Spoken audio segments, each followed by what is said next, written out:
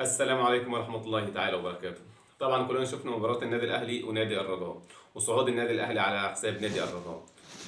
أنا عايز أقول لكم إن فوز النادي الأهلي وصعود النادي الأهلي على حساب نادي الرجاء ده بيصب في مصلحة نادي الزمالك، وأنا هقولها لكم إزاي. بس بعد ما أقول لكم إن النادي الأهلي ده معاه حظ، يعني بصراحة يعني أنا ما شفتش حظ بعد كده، والله يا جماعة هي مش حظ، هي إرادة ربنا. تحس ان النادي الاهلي لو كسب يعني في حاجه هتحصل، تحس ان يعني فوز النادي الاهلي بالبطولات او بالصفقات او بغيره، تحس ان دي اراده ربنا.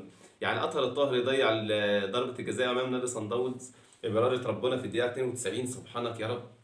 كانت يعني النادي الاهلي مش كان هيلعب بجد قدام نادي الهلال ولا كان هيصعد. سبحانك يا رب، اطهر الطاهر يضيع ضربه الجزاء. ضربة الجزاء اللي ضاعت من الرجاء في الشوط الاول، في نهايه الشوط الاول دي، لو كانت جت كانت هتولع المباراه في الشوط الثاني، وكانت احتمال بنسبه كبيره نادي الرجاء يصعد. كان نادي الرجاء قادر انه يجيب هدف تاني، ولكن احبطت لعيبه نادي الرجاء. يعني بصراحه اراده ربنا سبحانه وتعالى ان يوفق اداره النادي الاهلي انها تخرب على نادي الزمالك، سواء تطفش لعيبته او سواء تطفش ادارته او سواء تخرب على ادارته. بص، اداره الاهلي اللي بتعمل كده، ما حدش يقول لا هي اداره، ما حدش يقول لي اداره نادي الزمالك اللي بتعمل في بعضها، لا، هي فتنه بتنعمل في اداره نادي الزمالك عن طريق غيره يعني. ربنا سبحانه وتعالى يعني يجيبوا الصفقات اللي هم عايزينها، يجيبوا بصوا، ما فيش مدير فني في النادي الاهلي بيعمل حاجه. عشان تعرفوا، لا مانويل جوزيه ولا اللي موجود كولر ولا قبل كده فايلر ولا قبل كده موسيماني. لو جبت امي الله يرحمها تدرب النادي الاهلي هتاخد بطولات مع النادي الاهلي. صدقوني والله، اي حد يدرب النادي الاهلي ياخد بطولات مع النادي الاهلي، لان النادي الاهلي بيدار من منظومه خارج، يعني خارجه حتى عن رئيس النادي الاهلي، خارجه عن المدير الفني في النادي الاهلي. يعني منظومه كده سبحانك يا رب هي اللي بتدير النادي الاهلي، بحماس من اللعيبه، بحماس للعيبته، بتدعيم للعيبته، بيخلي اللعيبه تطلع اقصى ما عينتها من روح قبل الامكانيات. لو شفنا قدرات لعيبه النادي الاهلي هنلاقيها لعيبه عاديه خالص، لعيبه في الدوري المصري في انديه سموحه وفي انديه بيراميدز وفي دي وفي دي اقوى من لعيبه النادي الاهلي بكثير.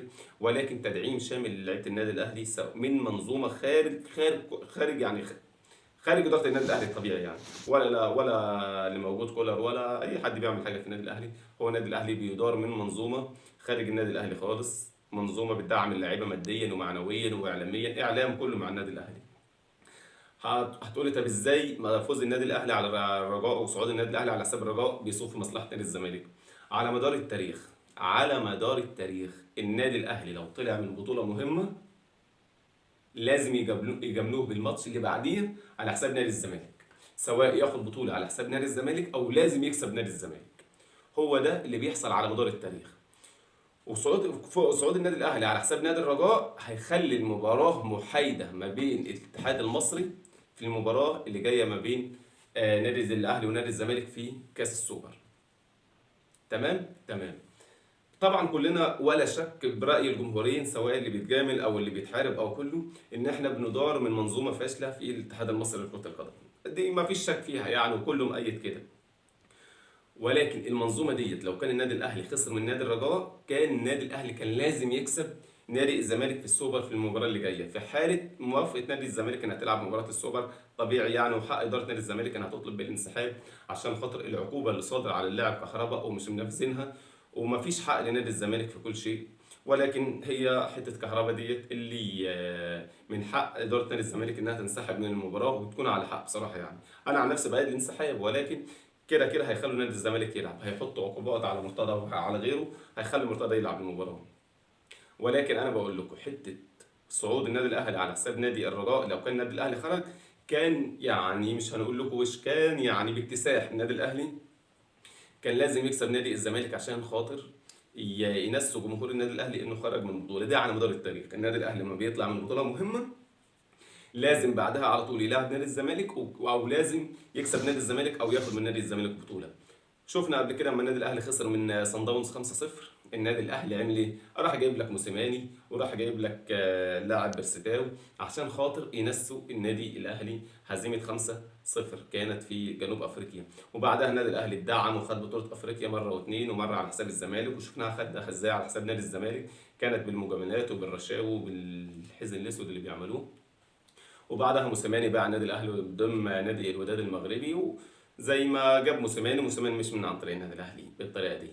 فهو دي النقطه اللي انا كنت عايز اوضحها.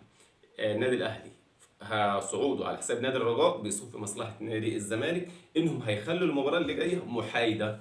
نادي الزمالك عمره ما اتجامل من اتحاد كوره نهائيا، نادي الزمالك كل بطولاته بالكفاح وبالعرق وبشهاده كل مشجعين مصر على مدار التاريخ. اما العمر بيتقدم مع كل الاشخاص بيقول لك فعلا نادي الزمالك كان بيتظلم. يعني المباراه اللي جايه مش هنقول بقى هيجاملوا الزمالك، لا هم هيخلي المباراه محايده ما بين الاهلي وما بين نادي الزمالك، وفي حاله الحياد تبقى بنسبه 80% لصالح نادي الزمالك. لان نادي الزمالك على مدار التاريخ غير الجيل الموجود حاليا دلوقتي، نادي الزمالك جيله افضل من الجيل بتاع النادي الاهلي. هو ده النقطة اللي أنا كنت عايز أوضحها لحضراتكم، إن صعود النادي الأهلي على حساب نادي الرجاء ده بيصب في مصلحة نادي الزمالك، إنهم مش هيجاملوا النادي الأهلي في السوبر. وأنا مع قرار رئيس نادي الزمالك في حتة إنه عايز ينسحب من النادي من مباراة السوبر، ده حقه إنه يتسحب، أما مش هيسيبوه يتسحب يعني. وإن شاء الله الزمالك بطل السوبر، وبإذن الله إن شاء الله يعني الزمالك بطل السوبر. والسلام عليكم.